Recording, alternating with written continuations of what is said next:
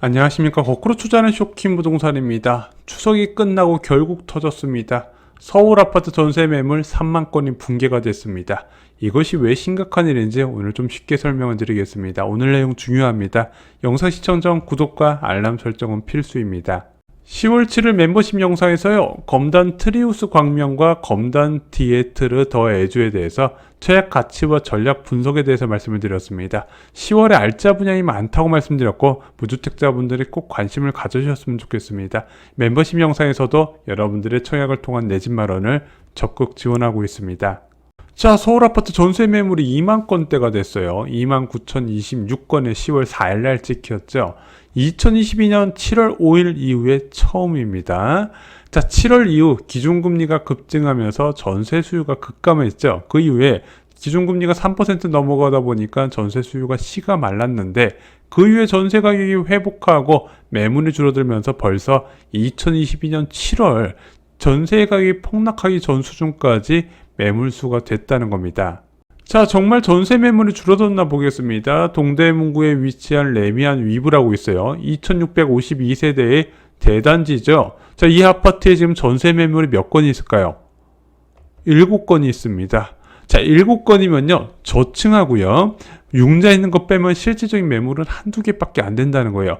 2652세대 매물이 그 정도밖에 안 된다는 거죠. 인근에 청계한시 슈플러스라고 있습니다. 725세대예요. 자, 이 아파트의 전세 매물은 4건입니다. 자, 경기도 역시 마찬가지입니다. 광교 센트럴뷰라고 701세대의 단지 있어요. 이 아파트 전세 매물 달랑 2건입니다. 자, 신정 7단지 상록 아파트라고 수지구 인근의 수지구청역 인근의 아파트예요. 자, 여기 670세대인데 전세 매물 3건입니다. 이 정도 전세 매물이면요, 딱 전세 보러 갔을 때 고르는 게 안 돼요. 딱 보여주는 거 계약할 거예요, 말 거예요? 안 할 거예요. 그럼 다른 지역 알아봐야 돼요. 그 정도로 전세 매물이 급감하고 있더라. 이게 점점 하루하루 심해지고 있다는 거죠. 자, 매물수가 줄어드는 이유는 무엇일까요? 일단 올해 입주 물량이 예년에 비해서 좀 적은 편이에요. 저희가 3만 호 기준으로 많이 말씀드리는데 그거보다 줄어들었죠. 게다가 적은 대기 수요가 증가하고 있어요. 일단 거래량도 줄어들었죠. 사람들이 여전히 내 집을 사지 않고 있더라. 그리고 3기 신도시 지형까지 되다 보니까 전부 다 전세를 찾기 시작한다는 겁니다. 자, 특히 전세 수요가 빠르게 늘어나는 원인이 있었죠. 바로 전세 사기. 지금 수원에서 또 터진다는 얘기가 나와요. 지금 수원 지역 쪽 전세 사기는 곧 뉴스에서 많이 언론에서 보도가 될 겁니다. 자, 이 전세 사기 문제 때문에 비아파트 전세 상품의 신뢰성이 크게 훼손이 됐어요. 여기에 여전히 낮은 전세대출금리, 지금 주담대금리는 많이 올랐어요. 4.3에서 4.5가 시작금리인데 지금 전세대출금리는 3.7에서 3.8, 여전히 3%대가 남아있다는 겁니다. 그러다 보니까 비아파트 전세 못 사겠다, 좀 더 대출받아서 아파트로 들어가자, 이런 수요가 늘어난다는 겁니다. 자, 더 큰 문제는 내년이에요. 이렇게 전세 수요가 늘어나는 건 여러분들이 아셨잖아요. 내년에 서울 입주 물량이 사상 최저 수준으로 줄어들게 됩니다. 올해 서울의 정비사업장 입주 물량이 26,000호인데 내년에 13,000호예요. 올해 절반 수준이고요. 제가 알기로는 통계 작성 이후에 가장 적은 수준을 알고 있습니다. 물론 서울 지역의 입주 물량이 집값이나 전세값을 결정하는 중요 요인은 아니에요. 입주 물량이 많아도 서울 전세 가격 급등할 수 있고요. 입주 물량이 부족해도 전세 가격이 폭락할 수 있습니다. 결국에는 얘네들의 가격을 결정하는 것은 연속된 금리 변화라고 말씀드렸는데, 내년에 유력하게 금리 인하가 예정돼 있잖아요. 금리 인하와 맞물릴 때 입주 물량이 적어서 문제가 된다 말씀을 드리는 겁니다. 또한 최근 전세 시장에서 고려해야 될 게 있어요. 월세가 정말로 많이 올랐습니다. 올해 24.3% 서울 지역이 전세 월세 가격이 올랐대요. 자, 2022년에 5.7% 상승인데 그거의 4배 수준이라고 합니다. 최근 10년 중 두 번째로 높은 상승세예요. 아파트뿐만 아니라 원룸까지도 다 치솟았어요. 그래서 요즘 월세 가격 보면 깜짝 놀라는데 실제 그게 실거래가 체결이 돼요. 그렇게 비싼 아파트 전세 월세를 들어오는 수요도 많고 가격도 계속 올라가는 추세가 이어지고 있다는 거죠. 자, 이러다 보니까 아파트 전세 외에는 선택의 여지가 없어요. 월세는 비싸고 싫어요. 빌라는 무섭고 더 많은 대출을 받아도 안전한 아파트로 가더라. 그래서 지금 전세 수요가 계속 높아지고 있고 그것이 어디서 많이 나타난다? 서울보다는 경기도에서 뚜렷하게 나타나고 있습니다. 왜냐면은 경기도 지금은요 8억 초과 고가주 전세보다는 그 이하 가격대 수요가 많거든요. 여전히 잠실 엘리트를 보면 전세가격이 많이 안 올랐어요. 근데 경기도 지역은 전세가격이 정말로 많이 올라갔다는 겁니다. 그래서 한국부동산 통계를 보면 이번 주에 0.29%가 나왔어요.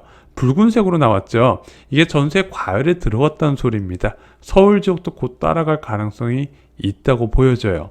자, 또한 임대차 시장을 예상할 때 또 소득 증가도 고려를 해야 될 것 같습니다. 아시다시피 수도권 아파트 전세 고점 시기는 2021년 7월부터 10월까지였습니다.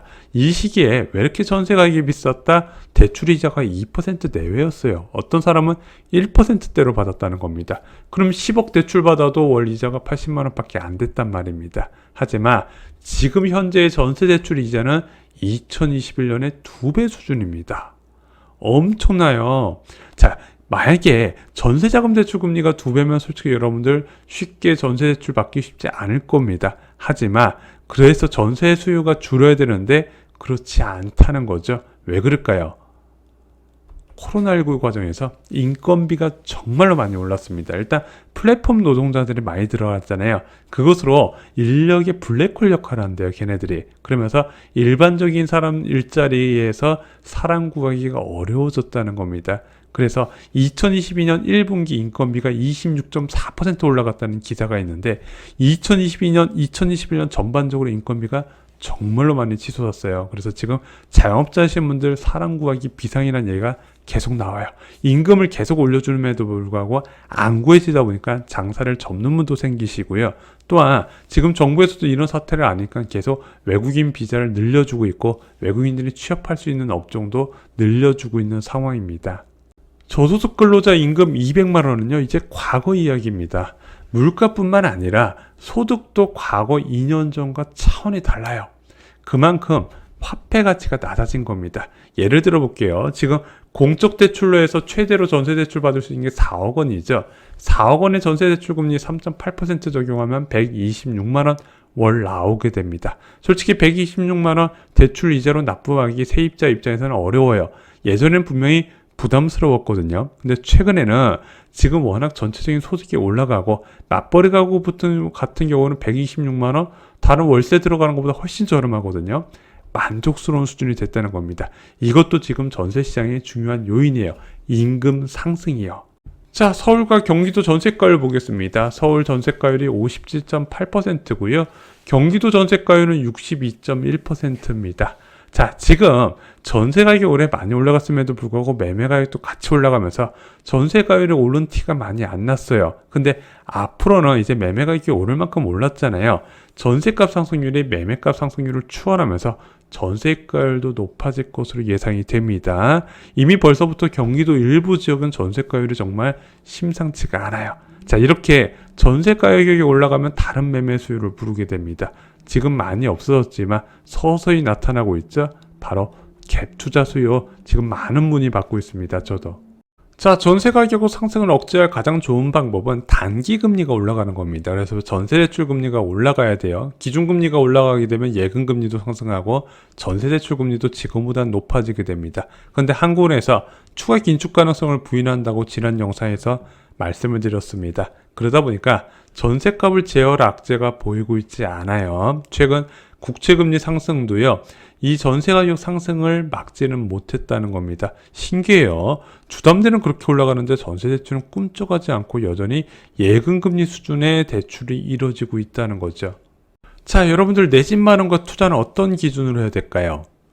자, 많은 분들이 현재가 영원할 거라고 예상을 하면서 투자와 내 집 마련을 진행합니다. 하지만 그러시면 안 됩니다. 자, 집이라는 거는 최소 보유하게 되면 2년 이상 끌고 가야 되는 것들이에요. 자, 2년 뒤에 기준금리는 어느 정도 될 것인가? 아무리 못해도 기준금리 2.5% 이하가 된다는 거죠.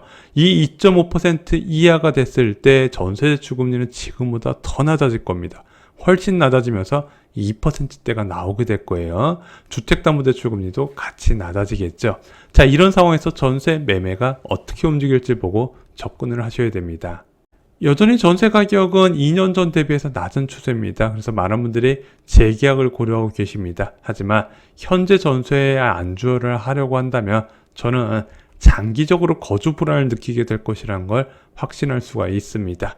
전세값이 급등한 이후에 많은 사람들이 내 집 마련에 뒤늦게 나섰지만 그때는요, 매매 가격도 같이 급등한 상황이기 때문에 오히려 지금 많은 사람들이 지금 힘들어하고 있는 연끌러가 될 가능성이 있다는 겁니다. 그래서 부동산은요, 거꾸로 사셔야 된다고 생각을 합니다. 지금처럼 금리가 높을 때요. 자, 과연 내 집이 필요할까요? 제가 여러분께 내 집 마련을 권한 이유는 내 집이 주는 소중함을 느끼시라는 겁니다. 2년마다 이제 만기될 때마다 이번에는 이 집에 더 살 수 있을까, 다른 집 알아봐야 될까, 젊을 때 상관없는데 자녀가 크고 학교 가면 그게 굉장히 큰 스트레스로 작용하게 됩니다. 내 집에서 그것에 대한 신경을 쓰지 마시고 그냥 가족들끼리 보금자리 이쁘게 꾸미면서 사시라는 겁니다. 많은 분들이 너무 걱정을 많이 하세요. 내 집 한 채 산다고 절대 큰일 안 납니다. 그리고 아직도 좋은 기회가 많이 있다는 거죠. 너무 큰 공포에 사로잡히면서 이런 기회를 놓치지 않으셨으면 좋겠습니다.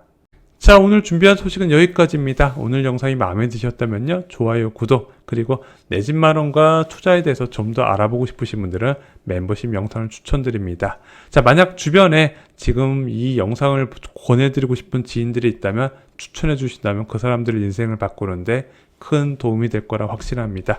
이상으로 영상 마치겠습니다. 연휴 잘 보내세요. 감사합니다.